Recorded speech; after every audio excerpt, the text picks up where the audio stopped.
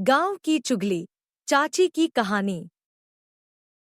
गांव का नाम था सुखपुर, लेकिन वहां रहने वाले लोगों को दूसरों की जिंदगी में ताकझांक करने में ज्यादा दिलचस्पी थी। खासकर रामप्यारी चाची, जिनका दिन तभी पूरा होता था जब वे किसी की नई पुरानी खबर इकट्ठा न कर लें। रामप्यारी चाची की दुनिया। रामप्यारी चाची का घर गांव के चौराहे पर था, जहां से हर कोई गुजरता था। सुबह होते ही वे अपने आंगन में बैठ जाती, हाथ में पंखा और मन में नए किस्से लिए।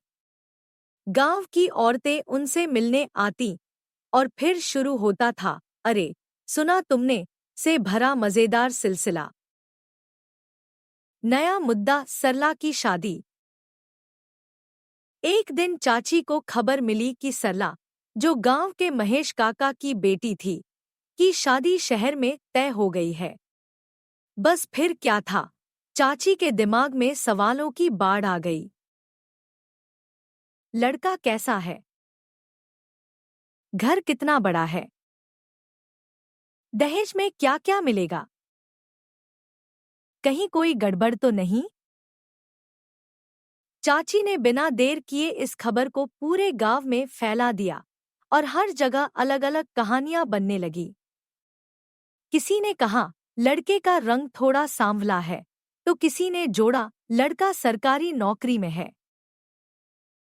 हकीकत जब सामने आई, कुछ दिनों बाद महेश काका खुद आए और बताया कि लड़का पढ़ा लिखा इंजीनियर है और दोनों परिवार बहुत खुश हैं।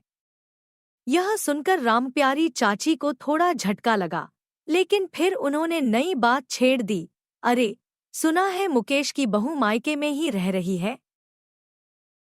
सबक। गांव में बातें बनाने वाले कभी रुकते नहीं, लेकिन रामप्यारी चाची जैसे लोग एक तरह से गांव की न्यूज़ चैनल भी होते हैं। उनकी कहानियां कभी मनोरंजन होती हैं, कभी परेशानी का सबब, लेकिन गांव की चहल पहल उन्हीं से बनी रहती है।